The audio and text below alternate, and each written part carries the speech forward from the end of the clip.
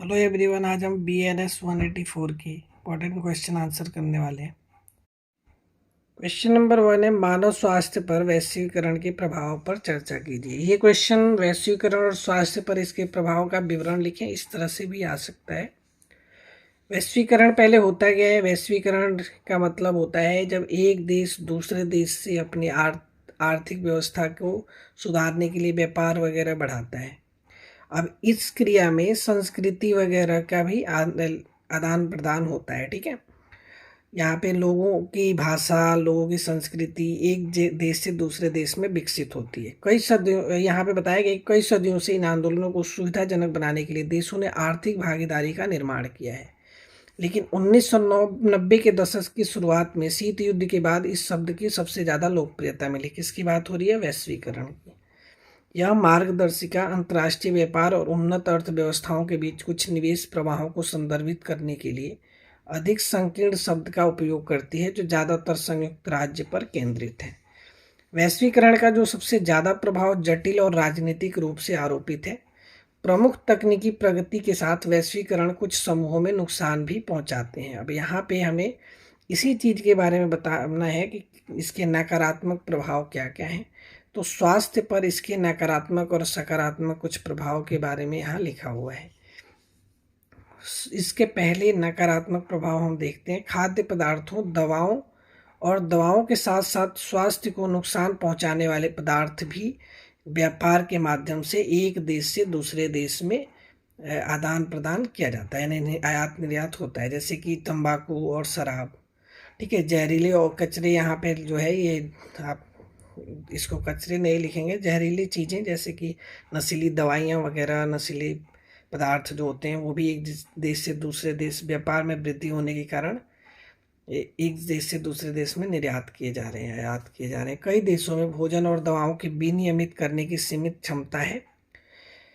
फिर यहाँ पे भी वही सेम चीज़ कि जो खतरनाक नशीली दवाइयाँ वगैरह होती हैं उनका व्यापार बढ़ रहा है। इसमें अधिकांश जो होती हैं वो अवैध रूप से दवाई, मतलब इनका व्यापार होता है। दुनिया का अधिकांश जहरीला जो दवाई वगैरह है वो OECD देशों में उत्पन्न होता है और उन देशों को निर्यात किया जाता है जिनमें पर्यावरण मानकों या निरीक्षण क्षमता की कमी होती है। अब हम बात करते हैं इनके सकारात्मक प्रभाव की।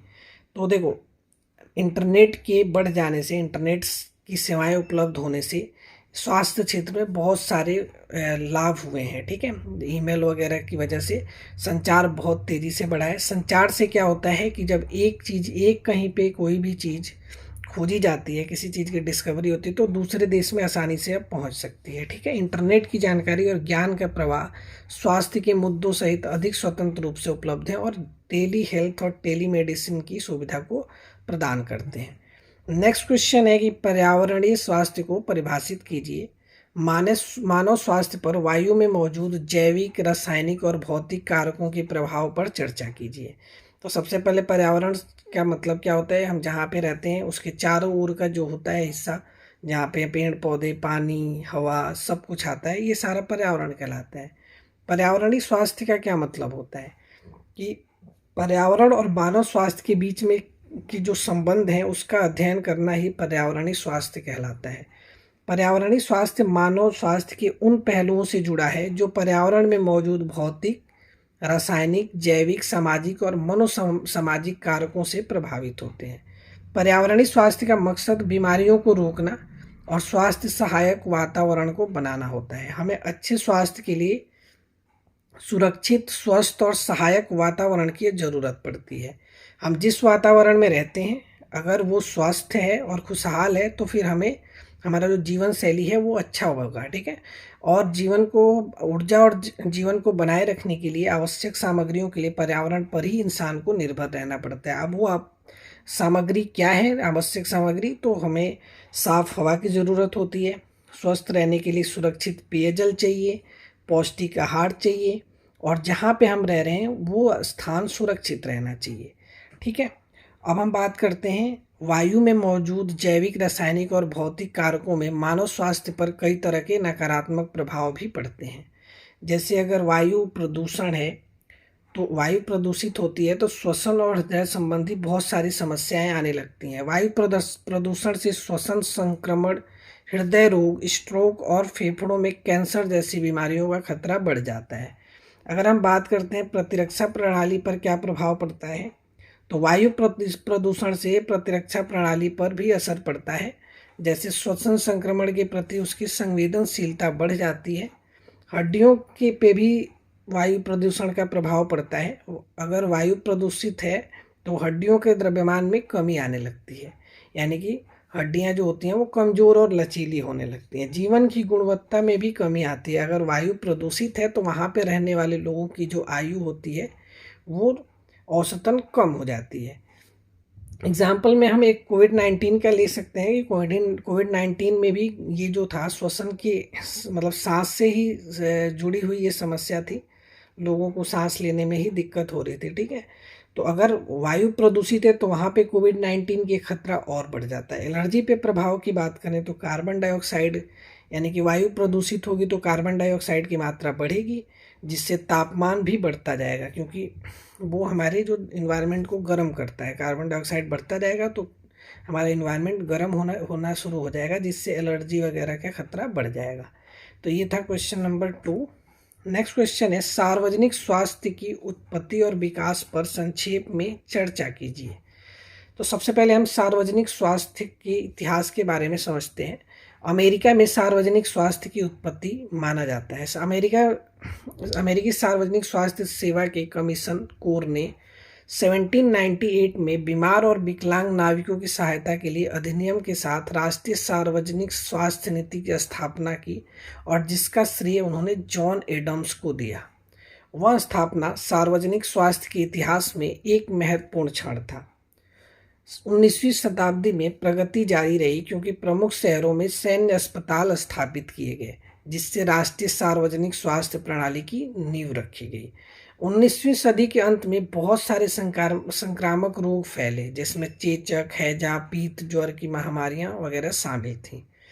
इससे क्या हुआ, राष्ट्रीय संगरोध अधिनियम के पारित होने को इसी को ध्यान में रखते हुए जो सार्वजनिक स्वास्थ्य की नीति थी, इसको थोड़ा और उसके एरिया को बढ़ाया गया और टीकाकरण वगैरह के बारे में सोचा गया। ठीक है, अमेरिका में संक्रामक रोगों को फैलने से रोकने की आवश्यकता से प्रेरित होकर के सार्वजनिक स्वास्थ्य नीति का ध्यान सिर्फ पहले सेना पे जो ज़्यादा था वो अब वहाँ से हट करके आम जनता की ओर भी स्थानांतरित होने लगा। 19वीं सदी के प्रमुख घटनाक्रम। टीकाकरण 1900 के दशक में सार्वजनिक स्वास्थ्य के लिए होने वाली प्रगति की शुरुआत मात्र थी। मतलब कि सबसे पहले 19वीं दशक में टीकाकरण की ओर जोर दिया गया। महत्वपूर्ण सुधार का एक अन्य क्षेत्र कार्यस्थल सुरक्षा था। जुलाई 1906 और जून 1907 के बीच एलेगनी काउंटी, पेनिसिल्वेनिया में लगभग 200 स्टील कर्मचारी काम से संबंधित दुर्घटनाओं में मारे गए। 1997 में यह संख्या देश भर में केवल 17 थी। कार्यस्थल सुरक्षा में सुधार का श्रेय क्रम और प्रबंधन प्रयासों और सरकारी एजेंसियों द्वारा काफ़ी शिक्षा और विनियमन को दिया जाता है, जैसे कि व्यावसायिक सुरक्षा और स्वास्थ्य प्रशासन, जिसे 1970 में स्थापित किया गया था, और खनन प्रवर्तन और सुरक्षा प्रशासन, जिसे 1973 में स्थापित किया गया था और जिसे अब खान सुरक्षा और स्वास्थ्य प्रशासन कहा जाता है। अब हम बात करते हैं स्वच्छता संबंधी खोजों और सुधारों, जैसे कि हाथ धोना, पाश्चुरीकरण, प्रशीतन और पशुओं की बेहतर देखभाल के महत्व के कारण खाद्य सुरक्षा में भी बहुत ज़्यादा सुधार आया। 1960 के दशक में मोटर वाहन दुर्घटनाओं की लगातार बढ़ती दरों के बीच कांग्रेस ने राजमार्ग सुरक्षा अधिनियम पारित किया और राष्ट्रीय राजमार्ग सुरक्षा ब्यूरो की स्थापना की, जिसे अब इस समय राष्ट्रीय राजमार्ग यातायात सुरक्षा प्रशासन के रूप में जाना जाता है।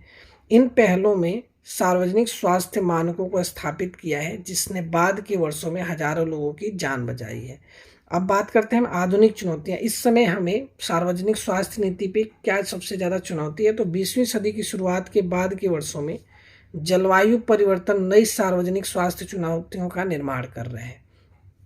पर्यावरण संरक्षण एजेंसी जलवायु परिवर्तन से जुड़े मानव स्वास्थ्य के लिए खतरों में गर्मी की लहरें, चरम मौसम की घटनाएं, हवा की गुणवत्ता में कमी और जलवायु संवेदनशील बीमारियों का हवाला देती है। रोग नियंत्रण एवं रोकथाम केंद्र अपने जलवायु एवं स्वास्थ्य कार्यक्रम के माध्यम से इन चुनौतियों का समाधान करने के लिए काम कर रहा है, जिसके बारे में एजेंसी का कहना है कि यह राज्य और शहर के स्वास्थ्य विभागों को जलवायु परिवर्तन के विशिष्ट स्वास्थ्य प्रभावों के लिए तैयार होने में मदद कर रहा है, जिसका सामना उनके समुदाय करेंगे। भाग लेने वाले शहरों और राज्यों को अपने समुदायों के उन पहलुओं को पहचान करने में मदद करने के लिए धन प्राप्त होता है जो जलवायु से संबंधित जोखिमों का सामना करते हैं, और मौजूदा कार्यक्रमों और सेवाओं के माध्यम से प्रदान की गई राशि से परे उन जोखिमों को कम करने के लिए प्रतिक्रिया योजनाएं विकसित करते हैं। जिस तरह से वैश्विक महामारी, सैन्य संघर्ष, औद्योगिकीकरण और जलवायु परिवर्तन जैसी घटनाएं समाज को प्रभावित करती हैं, उसी तरह वे सार्वजनिक स्वास्थ्य को भी प्रभावित करती हैं। यह समझकर कि सार्वजनिक स्वास्थ्य क्षेत्र ने पूरे इतिहास में चुनौतियों के जवाब में कैसे अनुकूलन किया है, सार्वजनिक स्वास्थ्य नेताओं की अगली पीढ़ी भविष्य में उस विकास को जारी रखने में मदद कर सकती है।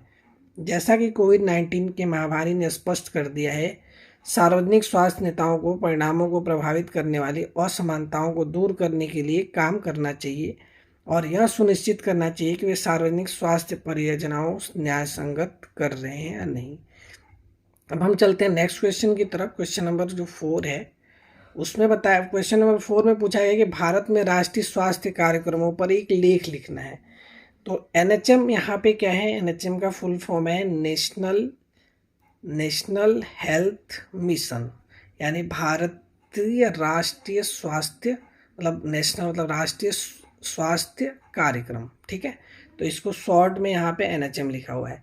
NHM को भारत सरकार द्वारा वर्ष 2013 में राष्ट्रीय ग्रामीण स्वास्थ्य मिशन वर्ष 2005 में जो शुरू हुआ था, ठीक है, और जो राष्ट्रीय शहरी स्वास्थ्य मिशन है वो 2013 में शुरू हुआ। इन दोनों को मिला करके शुरू किया गया था। मुख्य कार्यक्रम संबंधी घटकों में ग्रामीण और शहरी क्षेत्रों में प्रजनन, मातृ, नवजात बाल और किशोर स्वास्थ्य तथा संचारी एवं गैर संचारी रोगों के लिए स्वास्थ्य प्रणाली को मजबूत करना शामिल है। NHM न्याय संगत, सस्ती और गुणवत्तापूर्ण स्वास्थ्य देखभाल सेवाओं तक सार्वभौमिक पहुंच की परिकल्पना करता है, जो लोगों की जरूरतों के प्रति जवाबदेह और उत्तरदायी है।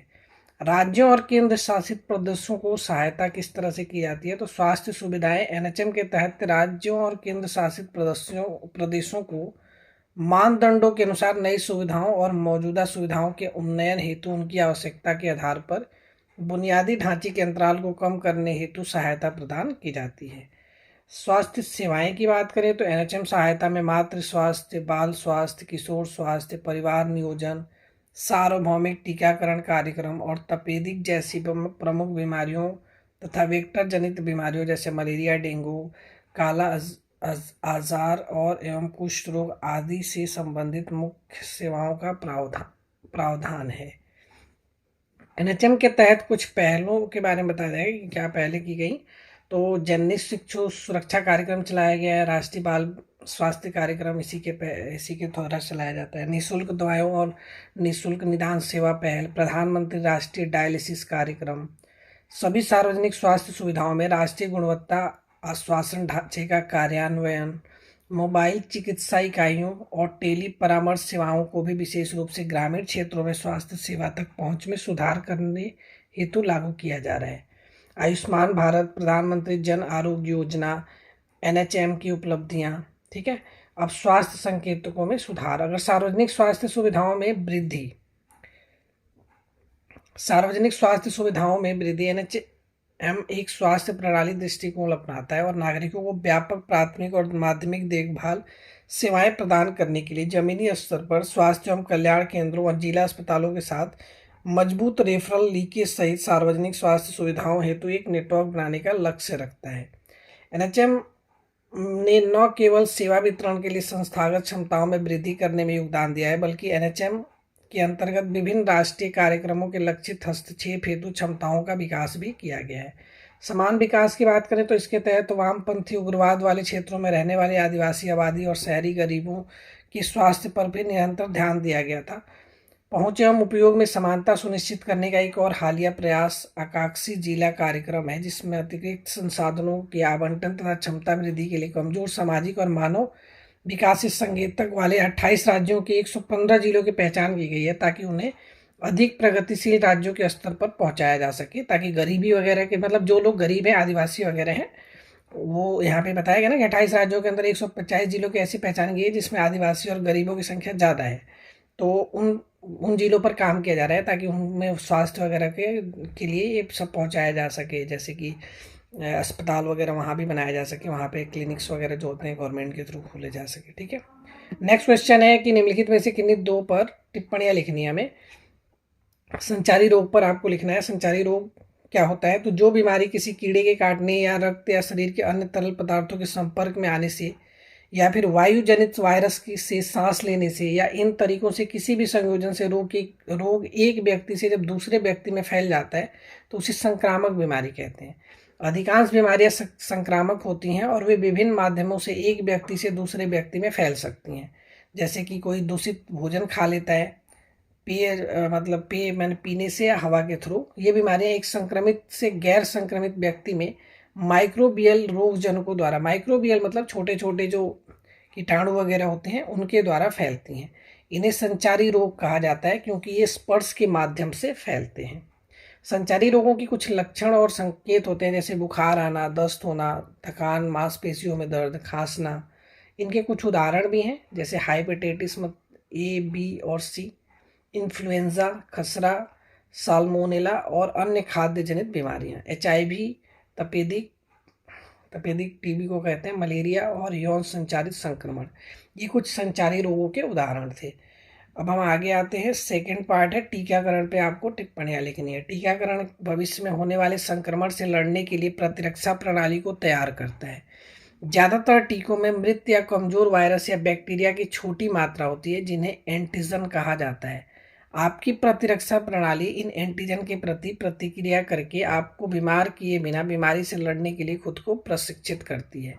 इसका मतलब है कि भविष्य में बीमारी के संपर्क में आने पर आपके शरीर में उससे लड़ने के लिए एक बेहतर तरीके से तैयार किया गया प्रतिरक्षा कवच होता है। अधिकांश टीके इंजेक्शन द्वारा दिए जाते हैं, लेकिन कुछ मौखिक रूप से भी दिए जाते हैं।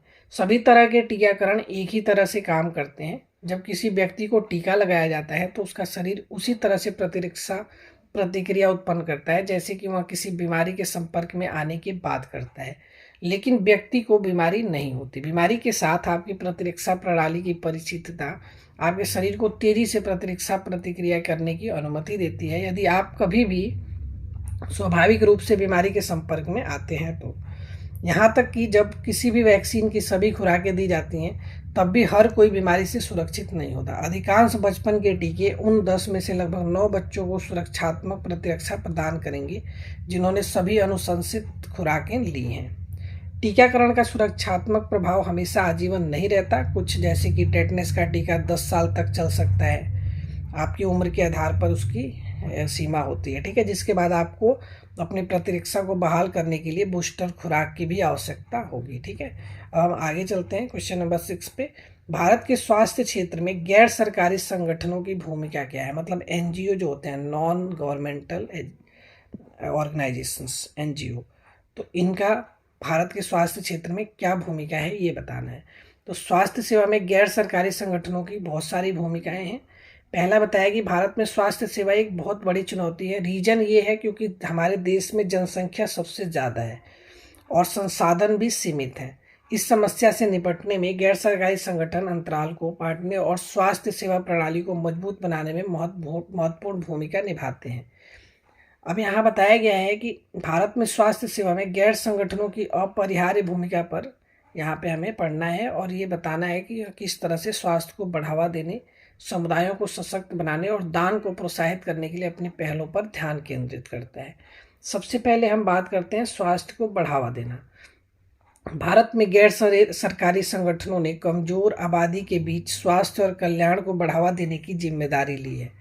अपने विभिन्न पहलों के जरिए वे कुपोषण, स्वच्छता, मातृ स्वास्थ्य, बाल स्वास्थ्य और संक्रामक रोगों जैसी स्वास्थ्य संबंधी चिंताओं को संबोधित करते रहते हैं। गैर सरकारी संगठन कम सेवा वाले क्षेत्रों में जागरूकता अभियान चलाते हैं, स्वास्थ्य शिविर लगाया जाता है और चिकित्सा सेवाओं में सक्रिय रूप से वो शामिल भी होते हैं।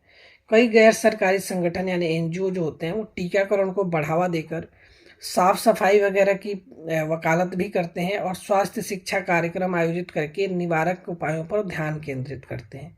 ये प्रयास न केवल जागरूकता बढ़ाते हैं बल्कि व्यक्तियों और समुदायों को उनके स्वास्थ्य के बारे में सूचित निर्णय लेने के लिए सशक्त भी बनाते हैं। ज्ञान प्रदान करके और स्वस्थ व्यवहार को बढ़ावा देकर गैर सरकारी संगठन स्वास्थ्य सेवा प्रणाली पर बोझ को कम करने में सहायक भी होते हैं। समुदायों को सशक्त बनाना ये भी काम होता है एनजीओ का। एनजीओ अस्थायी परिणाम प्राप्त करने में सामुदायिक सहभागिता के महत्व को पहचानते हैं। वे स्थानीय समुदायों के साथ मिलकर काम करते हैं, उन्हें निर्णय लेने की प्रक्रियाओं में शामिल करते हैं और उन्हें अपने स्वास्थ्य की जिम्मेदारी लेने के लिए सशक्त बनाते हैं। एनजीओ सामुदायिक स्वास्थ्य कार्यकर्ताओं को प्रशिक्षित भी करते हैं, उन्हें आवश्यक कौशल से लैस करते हैं और उन्हें अपने समुदायों में बदलाव के एजेंट बनने के लिए प्रोत्साहित भी करते हैं। मतलब कि एनजीओ उन गाँवों या फिर उन कस्बों में जाते हैं जहाँ पे उन स्वास्थ्य की सबसे ज़्यादा ज़रूरत है और वो वहाँ पे अपना शिविर वगैरह जो भी लगाते हैं। और उस समुदायों को सशक्त बनाने का मतलब यहाँ पे ये है कि अब अगर वो जिस भी गांव में जा रहे हैं वहाँ पे लोगों को जागरूक भी करते हैं, जिससे कई सारे लोग प्रेरित होकर के उनके एनजीओ के साथ जुड़ भी जाते हैं, ताकि वो उनका जो समुदाय है वो इस तरह से मजबूत होता जाता है। ठीक है। दान को प्रोत्साहित करने की बात करें तो एनजीओ अपनी पहलों को निधि देने के लिए व्यक्तियों, निगमों और परोपकारी संगठनों की सद्भावना पर निर्भर करते हैं। मतलब कि वित्तीय सहायता की ज़रूरत होती है। अगर आप देखेंगे तो आप कोई भी काम कर जाए तो पैसा लगेगा। वैसे ही एनजीओ भी जब किसी भी शिविर वगैरह का व्यवस्था वगैरह उन इलाकों में करती है तो उसके लिए उसको फंड चाहिए होता है, तो वो फंड उनको वित्तीय सहायता के रूप में मिलता है जो अलग अलग संगठन के द्वारा मिलता है। ठीक है। तो वित्तीय सहायता के महत्व को पहचानते हुए एनजीओ को अपने कार्यक्रमों के लिए संसाधन जुटाने के लिए दान अभियान में सक्रिय रूप से शामिल होना पड़ता है। ठीक है। अब विशिष्ट स्वास्थ्य चुनौतियों से निपटने वाले गैर सरकारी संगठन। तो भारत में गैर सरकारी संगठन विशिष्ट स्वास्थ्य चुनौतियों का समाधान करने में महत्वपूर्ण भूमिका निभाते हैं जो आबादी के कुछ वर्गों को असमान रूप से प्रभावित करती है। इसका एक उदाहरण वे गैर सरकारी संगठन हैं जो HIV एड्स की रोकथाम और उपचार पर ध्यान केंद्रित करता है। ये विशिष्ट स्वास्थ्य चुनौतियाँ मतलब कोई ऐसी बीमारी जिसके बारे में लोगों को कम पता होता है, तो उसके लिए ये एनजीओ बहुत ज़्यादा अच्छा काम करता है। जैसे कि उन इलाकों में जा कर के वो इसके बारे में, इन बीमारियों के बारे में उनको जागरूकता बढ़ाते हैं, वहाँ के लोगों को बताते हैं। ये गैर सरकारी संगठन जागरूकता बढ़ाता है, परामर्श और परीक्षण सेवाएं प्रदान करने में हेल्प करता है, प्रभावित व्यक्तियों को सहायता भी प्रदान करने और कलंक और भेदभाव को कम करने वाली नीतियों की वकालत करने के लिए भी अथक प्रयास करते हैं। मतलब जो बहुत सारी रूढ़िवादी बातें जो लोगों के बीच में फैल जाती हैं तो उनको भी मतलब ये लोग दूर करते हैं, ताकि लोग, जैसे होता है ना किसी को ऐसी बीमारी हो जाए जिससे लोग बहुत ज़्यादा छुआछूत में विश्वास रखने लगते हैं कि उसको छूना नहीं है, ये है वो है, तो फिर उसके लिए फिर ये चीज़ को, इन्हीं सब चीज़ों के लिए जागरूकता फैलाना इनका मेन काम होता है। ठीक है। आपदा प्रतिक्रिया और स्वास्थ्य सेवाएं। आपदा प्रतिक्रिया प्रयासों में एनजीओ सबसे आगे रहता है, जो आपात परिस्थितियों के दौरान महत्वपूर्ण सेवाएं भी प्रदान करते हैं। इसमें बाढ़, भूकंप या चक्रवात जैसी प्राकृतिक आपदाओं का जवाब देना शामिल है। इसमें संघर्ष क्षेत्रों में जरूरतों को पूरा करना भी शामिल है। एनजीओ प्रभावित समुदायों को चिकित्सा सहायता प्रदान करता है, आपातकालीन आपूर्ति और मनोवैज्ञानिक सहायता प्रदान करने के लिए तेजी से संसाधन भी जुटाता है। अब हम बात करते हैं सरकार और स्वास्थ्य सेवा संस्थानों के साथ सहयोग में भी ये रहते हैं। भारत में गैर सरकारी संगठन सामूहिक रूप से चुनौतियों का समाधान करने के लिए सरकार और स्वास्थ्य सेवा संस्थानों के साथ सक्रिय रूप से सहयोग करता है। वे टीकाकरण अभियान, मातृ शिशु स्वास्थ्य पहल और रोग नियंत्रण प्रयासों जैसे राष्ट्रीय स्वास्थ्य कार्यक्रमों का समर्थन करने के लिए सार्वजनिक स्वास्थ्य एजेंसियों के साथ मिलकर काम करते हैं। गैर सरकारी संगठन अक्सर दूर दराज के क्षेत्रों में पहुंचकर और स्वास्थ्य सेवा प्रदान करके सेवा वितरण में अंतराल को पाटते हैं, जहां सरकारी बुनियादी ढांचा सीमित है। अभी हम कोविड-19 का इसका एक उदाहरण देख सकते हैं, जब पूरे देशों में वैक्सीन की ज़रूरत थी, जब पूरे देशों में वैक्सीन लगाया जाता, जितना जल्दी से जल्दी लगाया जाए, इसके लिए हमारे जो सरकार से जो सार्वजनिक स्वास्थ्य एजेंसियां थी वो और एनजीओ दोनों मिल करके काम कर रही थी ताकि ये वैक्सीन पूरे देश में जल्दी से जल्दी लगाया जा सके। ठीक है। तो नेक्स्ट क्वेश्चन है, स्वास्थ्य क्या है? स्वास्थ्य के सामाजिक निर्धारकों की संक्षेप में व्याख्या कीजिए। तो स्वास्थ्य का मतलब है शारीरिक, मानसिक और सामाजिक संतुलन की स्थिति। स्वास्थ्य के सामाजिक निर्धारक की वे परिस्थितियां हैं जिनमें लोग पैदा होते हैं, बढ़ते हैं, रहते हैं और काम करते हैं। ये परिस्थितियां स्वास्थ्य तक पहुंच और स्वास्थ्य के परिणामों को भी प्रभावित करती हैं। लोगों के जीवन का संदर्भ उनके स्वास्थ्य को निर्धारित करता है और इसलिए खराब स्वास्थ्य के लिए व्यक्तियों को दोषी ठहराना या अच्छे स्वास्थ्य के लिए उन्हें श्रेय देना अनुचित है, क्योंकि मतलब वो सिर्फ व्यक्ति का ही नहीं, उसके चारों तरफ का एनवायरनमेंट, पर्यावरण का भी हाथ होता है उसके स्वास्थ्य पे। ठीक है, व्यक्तियों के स्वास्थ्य कई निर्धारकों को सीधे नियंत्रित करने में सक्षम होने की संभावना नहीं है। इन निर्धारकों या चीज़ों जो लोगों को स्वस्थ या अस्वस्थ बनाती है, उनके कुछ बहुत सारे कई अन्य कारक भी शामिल होते हैं। जैसे अगर पहला यहाँ लिखा है आय और सामाजिक स्थिति। उच्च आयु और सामाजिक स्थिति बेहतर स्वास्थ्य से जुड़ी होती है। सबसे अमीर और सबसे गरीब लोगों के बीच जितना ज़्यादा अंतर होगा, स्वास्थ्य में भी उतना ही ज़्यादा अंतर आपको देखने को मिलेगा। जो ज़्यादा अमीर है उसका स्वास्थ्य हमेशा अच्छा रहेगा, क्योंकि वो मानसिक रूप से भी स्वस्थ रहेगा और शारीरिक रूप से भी। और जो गरीब है उसके पास मानसिक रूप से तो वो हमेशा परेशान ही रहता है, तो स्वस्थ इस वजह से स्वास्थ्य में अंतर दिखाई देता है। शिक्षा की बात करें तो निम्न शिक्षा स्तर खराब स्वास्थ्य और अधिक तनाव और कम आत्मविश्वास से जुड़ा हुआ होता है। भौतिक पर्यावरण की बात करें तो सुरक्षित जल, स्वच्छ हवा, स्वस्थ कार्यस्थल, सुरक्षित घर, समुदाय और सड़कें सभी अच्छे स्वास्थ्य में योगदान करते हैं। रोजगार और काम करने की स्थितियों की बात करें तो रोजगार में लगे लोग स्वस्थ होते हैं, खासकर वे लोग जिनका अपने काम करने की स्थितियों पर अधिक नियंत्रण होता है। मतलब कि एक तरह से अपने रुचि के हिसाब से काम करना, अपने रुचि के हिसाब से काम रहेगा तो उस पर मानसिक दबाव कम रहेगा और जिससे वो और ज़्यादा स्वस्थ रहेंगे। ठीक है, अगर हम बात करें सामाजिक सहायता नेटवर्क की तो परिवारों, मित्रों और समुदायों से अधिक समर्थन बेहतर स्वास्थ्य से जुड़ा होता है। संस्कृति की बात करें तो संस्कृति, रीति रिवाज और परंपराएं और परिवार और समुदायों की मान्यता सभी स्वास्थ्य को प्रभावित करती हैं। ठीक है, अनुवांशिकी की बात करें तो विरासत, जीवन काल, स्वास्थ्य और कुछ बीमारियों के होने की संभावना को निर्धारित करने में भी महत्वपूर्ण भूमिका निभाती है। मतलब कई सारी ऐसी बीमारियां होती हैं जो कि एक पीढ़ी से दूसरे पीढ़ी में भी ट्रांसफर हो जाती हैं, तो ये अनुवांशिक विरासत, जीवन काल के बारे में यही बताया गया है। व्यक्तिगत व्यवहार और सामना करने की कौशल तो संतुलित भोजन, सक्रिय रहना, धूम्रपान, शराब पीना और हम जीवन के तनाव और चुनौतियों से कैसे निपटते हैं, सभी स्वास्थ्य को प्रभावित करते हैं। स्वास्थ्य सेवाएं रोगों की रोकथाम और उपचार करने वाली सेवाओं तक पहुंच और उपयोग स्वास्थ्य को प्रभावित करता है। लिंग की बात करें तो पुरुष और महिलाओं में अलग अलग उम्र में अलग अलग तरह की बीमारियों से पीड़ित होते हैं। ठीक है, तो ये था हमारा क्वेश्चन नंबर 7। लास्ट क्वेश्चन है इस वीडियो का, निम्नलिखित में से किन्हीं दो पर संक्षिप्त टिप्पणियां लिखो। पहला है संक्रामक रोग। तो ये चीज़ हमने पढ़ा था, संक्रामक रोग क्या होते हैं। तो वे बीमारियां जो वायरस, बैक्टीरिया, प्रोटोजन, कवक और परजीवी जैसे रोगजनक सूक्ष्म जीवों की एक श्रृंखला द्वारा ट्रिगर की जाती है। बीमारियां जानवरों, मनुष्यों, कीड़ों तथा अन्य वाहकों के माध्यम से भी फैल सकती हैं। संक्रमण के कारक सर्वव्यापी हैं जो रूप और संरचना में भिन्न है। उन्हें कुछ साझा लक्षणों के अनुसार वर्गीकृत किया जा सकता है और इसमें कवक, बैक्टीरिया और वायरस जैसे एकल कोशिका वाले जीव शामिल हैं। रोग अधिक जटिल बहुकोशिकीय जीवों जैसे कृमि के कारण भी हो सकते हैं।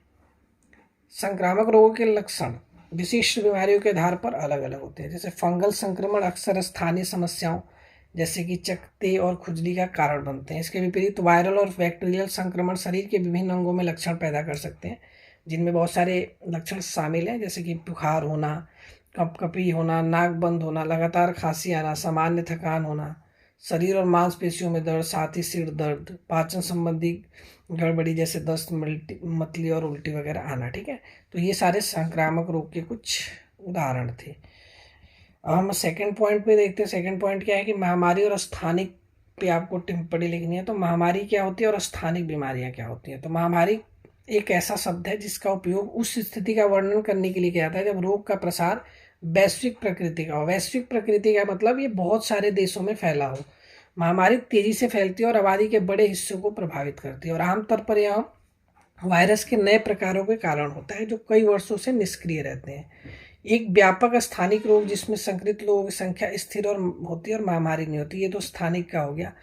कोई रोग या स्थिति केवल इसलिए महामारी नहीं कहलाती कि अनेक लोगों को मारती है या संक्रमित करती है, उसे संक्रामक भी होना चाहिए तथा एक बड़े क्षेत्र में फैला होना चाहिए। मतलब कि महामारी सिर्फ उसको नहीं कहेंगे जिससे बहुत सारे लोगों की मौत हो रही है, बल्कि उसको कहेंगे कि मौत तो हो रही है लेकिन वो बहुत बड़े पैमाने पर हो रही है और बहुत दूर के क्षेत्रों में वो फैला हुआ है विशेष, और वो बहुत तेजी से फैलता है। ठीक है, विशेष रूप से मूल संक्रमित क्षेत्र की भौगोलिक सीमाओं से परे।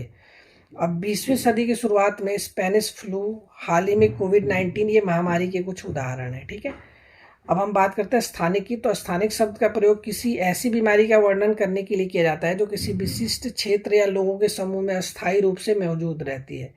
स्थानिक रोग कभी कभी मौसमी होता है और संक्रमण का प्रसार भूगोल और स्वच्छता जैसे कारकों पर निर्भर करता है। आमतौर पर स्थानिक प्रसार की स्थिति में संक्रमण की संख्या स्थिर रहती है।